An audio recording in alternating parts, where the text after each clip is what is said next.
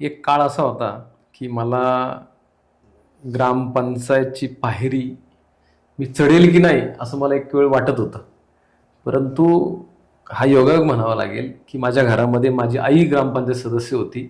माझ्या आईचं निधन झाल्यानंतर माझी बायको ही ग्रामपंचायतमध्ये गेली, ती सरपंच झाली.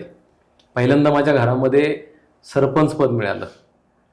याशिवाय तिच्या कालावधीनंतर मी स्वतः ज्यावेळेस उभा राहिलो त्यावेळेस माझाही पॅनल प्रचंड मताने निवडून आला आणि मी स्वतः 5 वर्ष उपसरपंच होतो. या 3 गोष्टीकडे जर मी पाहिलं तर खरं तर हा अपवाद आहे. माझ्या घरात 3 सदस्य हे ग्रामपंचायतमध्ये गेले की एक काळ मला असं वाटत होतं की ह्या ग्रामपंचायतमध्ये मी पायरी चढू शकेल की नाही.